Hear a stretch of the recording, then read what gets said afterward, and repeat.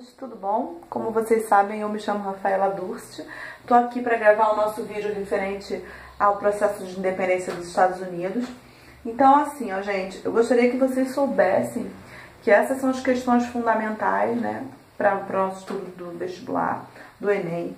Então, são as questões que vocês não têm como gabaritar, como acertar, como passar, sem sabê-las na ponta da língua, tá? É assim, ó, gente, os Estados Unidos, como a gente sabe, eles foram 13 colônias norte-americanas, né, da Inglaterra. Como o Brasil tinha sido colônia de Portugal, os Estados Unidos, eles foram colônia da Inglaterra. Só que eram 13 colônias divididas da Inglaterra, que foram criadas meio à revelia, meio sendo deixadas de lado. Foram se desenvolvendo meio deixadas de lado pela Inglaterra, que tinha outros interesses. Os interesses principais da Inglaterra, desde o início de seu desenvolvimento, desde que começaram a surgir as primeiras cidades, era desenvolver os seus processos industriais, tanto que ela foi a precursora do desenvolvimento industrial.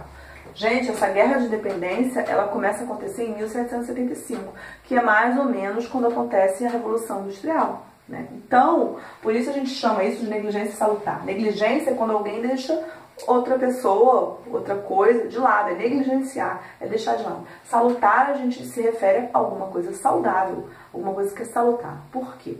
Isso foi bom, já que aquelas colônias, aquelas 13 colônias, aqueles 13 pedacinhos de terra, puderam se desenvolver independentes de uma metrópole, das ordens de uma metrópole, né? Foi ótimo, beleza, eles se desenvolveram meio que deixaram de lado, mas se desenvolveram. Já tinham seus processos industriais, seus cercamentos de campo, né? Eram divididas em zonas, a parte sul, da parte norte, enfim. E aí, gente, nesse mesmo período, aconteceu o que a gente chama de Guerra de 7 Anos, que foi uma guerra entre a França e a Inglaterra, que era a metrópole dessas 13 colônias, né?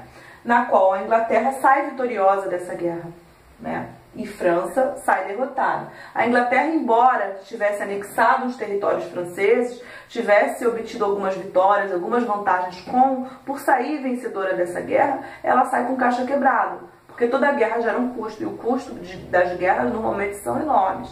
Além do que, como eu estava falando, a Inglaterra estava fazendo o seu processo industrial. Era o seu processo de revolução industrial, que gerava enormes custos, né? Então o caixa quebrou, a Inglaterra ficou sem dinheiro e ela viu como solução para voltar a ter dinheiro, para voltar a aumentar seus capitais para o desenvolvimento da sua revolução industrial, ela resolveu aumentar os impostos sobre essas 13 colônias que começaram a se recusar e pensar fazer um processo de independência, né? Eu quero dizer também que o processo de independência dessas 13 colônias em relação à Inglaterra foi ajudada, foi financiada, até belicamente, pela França, que embora derrotada pela Inglaterra na Guerra dos 7 Anos, ainda tinha um alto poder aquisitivo, né?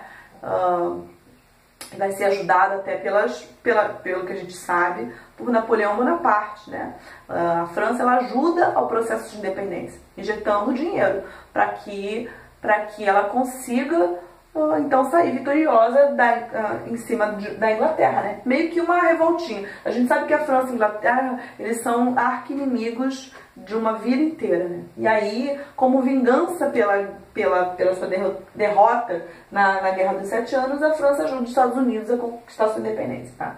Um estopim para isso, a gente diz que é a Lei do Chá, na qual a Inglaterra concede um monopólio à Companhia das Índias e o monopólio do comércio dos chás. A gente sabe que o chá, tanto nas 13 colônias quanto na Inglaterra até hoje, é um produto altamente cultivado, que tem alta importância, tanto que tem o chá das 5, que a gente conhece, né? É a tradição dos ingleses de beber chá, e também daquelas 13 colônias. Quando eles aumentam os impostos e eles concedem um monopólio à Companhia das Índias, pronto, é o estopim para o início de uma guerra, né, que a gente diz que teve início na Batalha de Leston, né, no Congresso da Filadélfia, na qual o general George Washington, ele é nomeado comandante das tropas gerais, que vai lutar numa batalha que vai ser vitoriosa.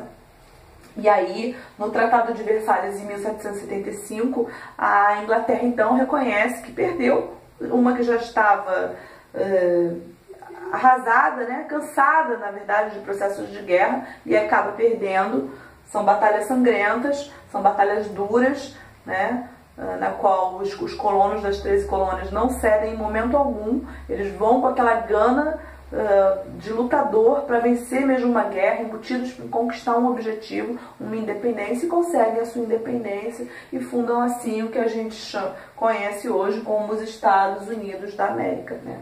As 13 colônias que se uniram para formar um estado só, um estado maior, um país, uma potência, que a gente sabe que hoje é a potência que tem a maior hegemonia mundial, econômica, financeira, belicamente, politicamente, que influencia inclusive as relações comerciais com a gente, do Brasil e do resto do mundo, né?